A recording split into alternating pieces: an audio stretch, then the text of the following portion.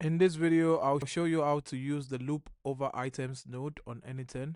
If you find this video helpful, please do not forget to like and subscribe.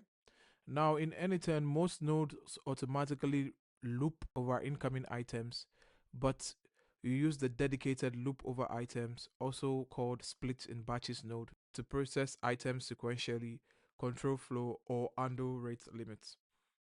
Now you only need the loop over items in node in specific scenarios, as n8n handles basic iteration automatically, and you will need the loop over items when you want to avoid API rate limits and you want to add weight to node within a loop to introduce a delay between calls to an external service, preventing system overload or IP blocking.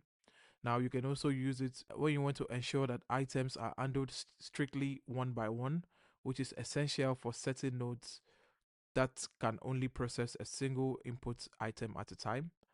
Now you also want to use it if you want to define a clear exit condition with an if node to stop fetching more data when all the pages from an API have been retrieved. Now you can also use loop over items if you want to process data in manageable chunks rather than all at once, which is useful for large data sets.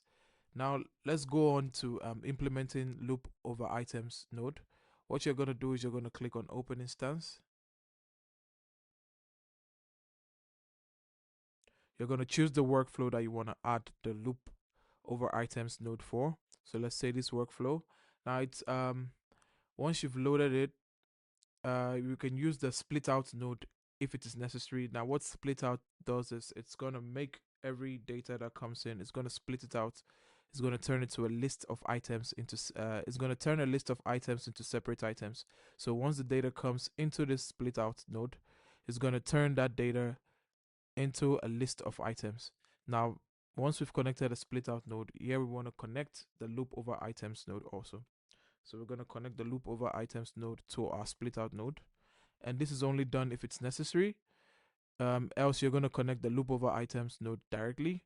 Now the batch size, you're going to set it as 1 because you want it to handle each item singularly.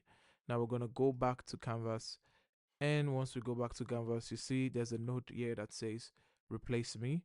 Now this is where you're going to input the node that is going to perform the action that you desire. So you're going to connect the node that performs the desired action.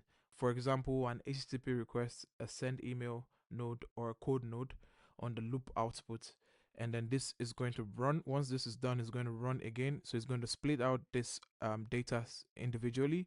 And once the data goes through, it's going to run the data, do what it's supposed to do, and it's going to keep running.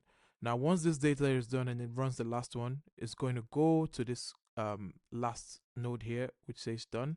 So this is where you're going to add a node for the workflow to perform an action once this is done. Now you need to know that this node that you're going to add here is going to only perform once this item loop over items node is done. If it's still in action, this node will not take effect. Until it's done, that's when this node will take effect. Now that's how to use loop over items on n8n. If you find this video helpful, please do not forget to like and subscribe, and I'll see you in the next one.